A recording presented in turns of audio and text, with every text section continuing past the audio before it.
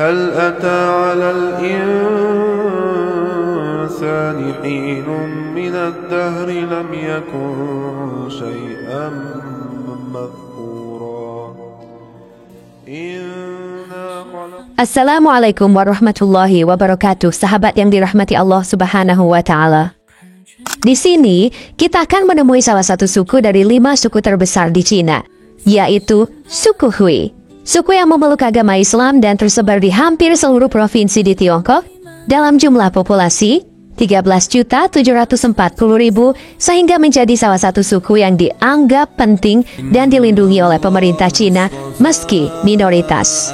Suku Hui sendiri adalah hasil asimilasi dan merupakan keturunan dari suku Han dengan bangsa Persia dan Arab sejak zaman dinasti Tang. Jadi saat pedagang Persia dan Arab mulai memenuhi kantung-kantung perdagangan Tiongkok, sekitar abad ke-7, mereka yang datang melalui Jalan Sutra biasanya menetap di Chang'an dan sekitarnya. Sedangkan yang datang melalui jalan laut menetap di daerah Quanzhou dan Zhangzhou di pesisir Fujian. Mereka para pedagang bangsa Arab dan Persia inilah yang kemudian kawin campur dan berasimilasi dengan suku Han. Lalu akhirnya menurunkan suku Hui yang sekarang tersebar di seluruh Tiongkok.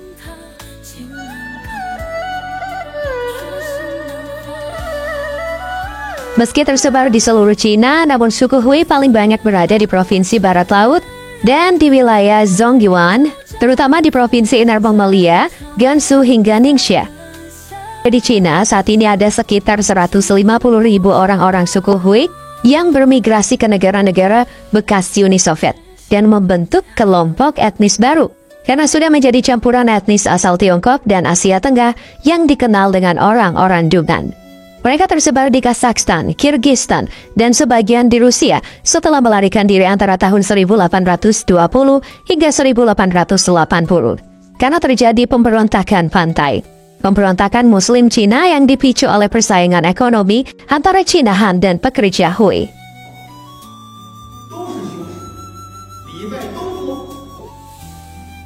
Secara fisik, suku Hui sebenarnya tidak berbeda dengan suku Han, suku mayoritas di Cina. Bedanya, suku Hui hidup dengan menjalankan syariah Islam, namun bergaya Konfusianis. Cara mudah menemukan orang-orang suku Hui adalah dengan mencari penjual makanan halal dan masjid untuk tempat beribadah. Selain itu, penampilan dan penampakan orang-orang suku Hui juga cukup mencolok dibanding warga Cina pada umumnya, karena mereka mengenakan pakaian khas Muslim.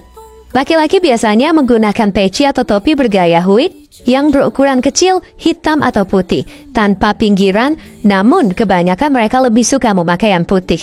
Ada juga yang lebih suka membungkus kepalanya dengan handuk atau kain putih. Mereka lebih suka memakai kemeja putih, dan agar terlihat rapi, cerah, dan hikmat, mereka juga memakai celana panjang dan kaos kaki putih, terutama saat menikah. Sedangkan perempuan biasanya memakai topi putih berbentuk bulat dan kerudung di kepala mereka. Untuk remaja putri, mereka mengenakan kerudung hijau dengan tepi emas dan pola bunga dan rumput yang sederhana, elegan, dan bersulam. Perempuan yang telah menikah mengenakan kerudung hitam yang menutupi mereka dari kepala hingga bahu, dan untuk perempuan lanjut usia, mereka mengenakan pakaian putih yang menutupi kepala hingga punggung. Legenda Ningxia menyatakan bahwa 4 nama keluarga Hui yaitu Na, Su, La, dan Ring berasal dari keturunan Nasruddin, putra Sayyid Ajal Sams Al-Gin Omar. Sehingga nama-nama mereka juga adalah campuran nama-nama khas orang Cina kebanyakan, dengan terjemahan Cina dari nama umum Muslim, seperti marga Ma untuk Muhammad, Ha untuk Hasan, Hu untuk Hussein, Sai untuk Said, Sha untuk Shah, Zeng untuk Syams, Hai untuk Haidar, Guo atau Kuai untuk Kamaruddin. Beberapa dari mereka bahkan memiliki 2 nama Tionghoa dan nama Muslim dalam bahasa Arab. 2 keturunan suku Hui yang paling terkenal adalah Laksamana Cheng Ho atau Zheng He yang melakukan ekspedisi ke Nusantara dan Taiwan, serta Ma Huan, anak buah Cheng Ho, yang mendokumentasikan perjalanan dan laporan yang menceritakan keadaan ibu kota Majapahit antara tahun 1405 hingga 1433.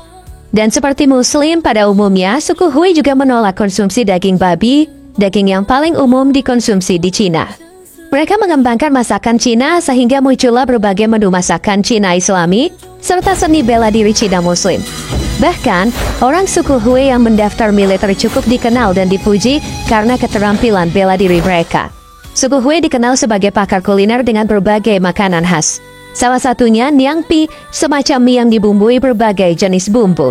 Lalu ada lamian mie yang direbus dan kemudian dicampur dengan jamur, irisan daging dan telur, dan saat ini lebih dikenal dengan mie tarik, mie dengan daging, dan lain-lain. Suku Hui yang tinggal di daerah sekitar Ningxia Hui atau Nobas sangat suka makanan yang terbuat dari gandum.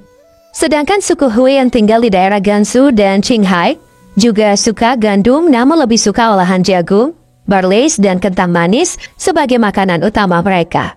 Intinya sih mereka ini lebih memilih makanan berbahan dasar gandum daripada beras. Makanya mie adalah makanan pokok mereka.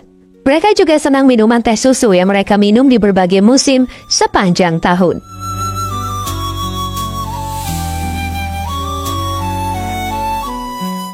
Dan selayaknya Muslim pada umumnya, orang Hui merayakan 3 festival utama dari Hari Raya Idul Fitri, Idul Adha, dan Maulid An-Nabi. Dan semuanya mengikuti kalender Islam. Mereka juga secara ketat mengikuti sholat Jumat, namun tetap mengadopsi kebiasaan membakar dupa untuk leluhur dan menghormati Konfusius. Termasuk di dalam masjid juga ada yang membakar dupa. Masjid orang Hui terbilang cukup unik karena gaya arsitekturnya berbeda-beda menurut sektenya. Mulai dari kelompok Sunni, Gedimu, Hanafi, tradisionalis yang cukup dipengaruhi oleh budaya Cina. Mereka membangun masjid yang terlihat seperti kuil Cina. Sedangkan kelompok Yehewani yang modernis reformis, awalnya mereka terinspirasi oleh Salafisme dan membangun masjid mereka dengan gaya Timur Tengah.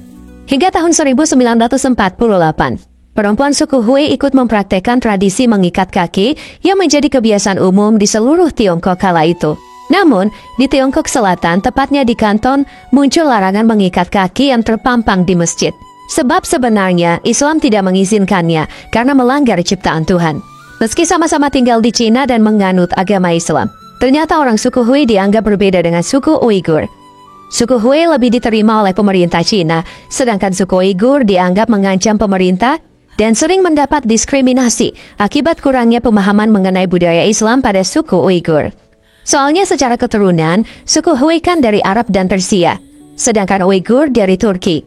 Bahasa mereka juga beda. Suku Hui memilih beradaptasi menggunakan bahasa Mandarin, sedangkan suku Uighur memilih mempertahankan bahasa mereka yaitu bahasa Uighur. Dan banyak aspek lainnya.